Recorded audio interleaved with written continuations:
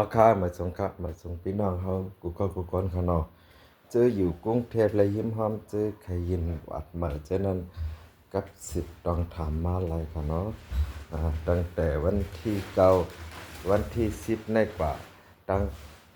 คาเนาะเจออันยินวัดไว้ตั้งคาเป็นตั้งบริษัทเฮาคาและสังเนี่ยคาเขาเตจ้าเตเก็บเงินกว่าเนาะประกัน2อันเจอมายิน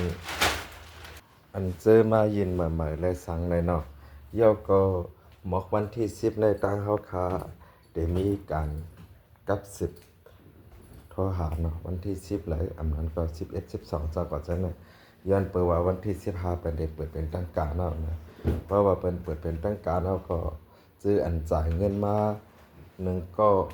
4,600นั่นเฮาขาดได้2ยืนออนไลน์เป็นตั้งการนะครับเนาะกำไร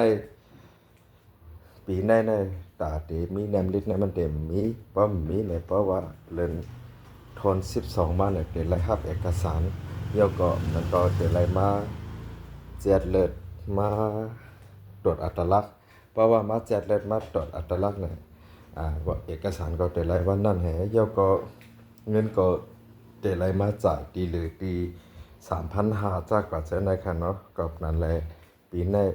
เฮ็ดวัดไว้ค่อนข้างตีไว้เนาะเพราะว่าไว้เนี่ยก็หลีส่วนหนึ่งเพราะว่าเอกสารว่าเฮ็ดการเยี่ยวตัวหลีงามนะตั้งอันเฮ็ดวัดมือปี2024ก็หลีเนาะอันเฮ็ดวัดมือในปี2025ในก็หลีเนี่ยเผลอๆเดลัยเฮ็ดพาสปอร์ตใหม่พร้อมๆกันกับนั้นแหละยันอยู่ในวิดีโอในเสร็จแล้วผักลัดถึงปิติไก่นอกติดสำระดับคนดังนำค่ะเนาะเจออันยินวัดใหม่ตั้งเฮาคานั่นเฮาคาเตครับเจออยู่กรุงเทพเลยหิมหอมเนาะแต่ได้ยินวัดใหม่ไรนั่นแต่ไรใจสั่งหลายๆเนี่ยมาปงติ่นหน้าหลังเองทองสู้ตั้งหน้าอันนั้นก็แค่พางครึ่งโตอันนั้นก็หมายพ้องกับ10ไร่เนี่ยจากว่าฉะนั้นเฮาคาเงินหลีครับตอนอันเจอเฮาฮับยินวัดใหม่ในเฮาคาเตครับดีกรุงเทพก้อยค่ะเนาะดีกรุงเทพเลยหิมหอมค่ะบ่มีเจ้านายกาขันอยู่ดี7,100ปั๊มมีเจ้านายกาคันอยู่ที่8,100นั่นเนาะเพราะว่านับปากาไทยบัตรสีของแล้วก็เวิร์กเพิ่มแทง600เนี่ยเนาะกาบัตรสีของปานไหนป้ามีเจ้านายเนี่ยได้อยู่ที่7,700ปั๊มมีเจ้านายเนี่ยได้อยู่ที่